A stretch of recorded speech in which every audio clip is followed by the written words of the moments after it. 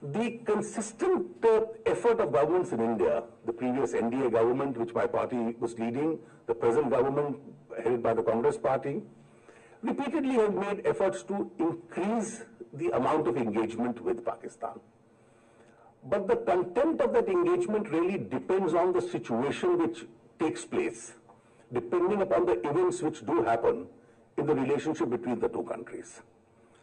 Now, we certainly do appreciate and realize that we have to keep Pakistan engaged in this whole process. The level of that engagement will depend upon the events that take place within Pakistan today. I must say that there is one course of events which could encourage it. Some people believe that Pakistan, though it may be in a hopeless minority, these people who believe this, but is in hope that there are some positive indications which come. Their media now has become a lot more independent. The judicial institution of the last 2-3 years has become a lot more independent. Hopefully their election process becomes a lot more independent. And then their middle class gets strengthened. Economic priorities start governing them. The radicalization in the society reduces. And then, of course, for any country in the world to say there can be a positive engagement will be far easier. But is that the likely course Pakistan takes? Or the alternative likely course is that the world keeps debating whether keeping Osama bin Laden there was complicity or was it incompetence? The subsequent actions and the developments which have taken place are actually increasing the suspicion of complicity more than any other factor. If the strength of the civilian administration itself gets reduced, it's already a little low. The army and the ISI become more powerful. And within that, you find the radicals taking over. And then the worry that the global community has about the control of their strategic assets, which way does it go? And the possibility of it falling into hands which are most undesirable. In such a situation, what would be the fate of such an engagement? Now, this is not a problem which is peculiar to India. We are going to suffer the most because they are immediate neighbors. We can't alter that geography.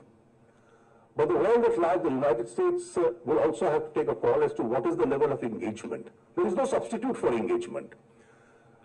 But the point I wish to emphasize is we are conscious of the reality that the success of that engagement would really depend upon events that take place within Pakistan, which particularly determine the course as to which way Pakistan really moves. And therefore, if it does move in a direction which, as I indicated, which is a more positive direction, the engagement really can produce fruitful results, not so fruitful even otherwise. Nonetheless, the government of India of late has been attempting various methods. We've had, instead of a composite dialogue, we've had a dialogue of various fronts. Our home secretaries meet, our commerce secretaries meet. We are trying to expand the horizons of trade and various other interactions between the people so that we can, in other areas, at least work for normalcy. And see if that kind of an interaction does help us. That's a process which is currently on. But as I indicated, the outcome really will be determined by which way Pakistan does move. Another very important aspect in the region, of course, has been China and China's emergence as an important global power. India has had historically issues with China, but keeping those issues apart and having a mechanism in place in order to resolve these issues. Both the successive governments have tried to resolve the issues. Prime Minister Vajpayee went there, Prime Minister Manmohan Singh have increased their engagement with China. We have mechanisms in place to resolve our border issues. Our trade, our commercial interaction with China is hugely increased. And hopefully, the environment which is being created does lead to a better relationship between the two countries as far as we are concerned. One important aspect also has been in the last 2 decades, the government of India's and successive governments, we've also had governments of which the left was a part, has evolved a policy in looking towards our southeastern and east-eastern neighbors. And therefore, the look east policy has been a very important priority as far as our foreign policy domination is concerned. Particularly in the context of even business and economic relationships with these countries, with the WTO dialogue almost at a standstill, Our regional alliances in this region have recently come up and have acquired an important relevance as far as our commercial dealings with this part of Asia is concerned. The last subject in my opening comment which I want to touch, of course, is one of the very important aspects of this relationship, and I consciously kept it as the last subject for no other reason. I wanted to dwell with it, is this last decade and a half of the Indo-US relationship. When the NDA government was in power, I think we made a very important beginning in re-establishing the Indo-US relationship.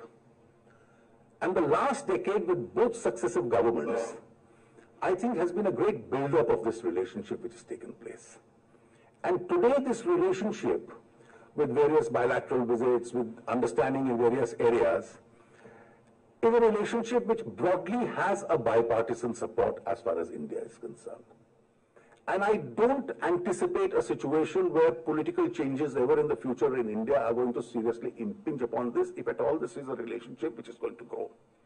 Particularly because this relationship also has a large popular support as far as India is concerned. And as I mentioned in my opening comments, that this was a relationship between two very important democracies in the world, where even the functioning of foreign policy domain is very, very transparent. And it's almost now developed into the word that we use after President Obama's visit to India. It's a strategic partnership between the two countries which has existed.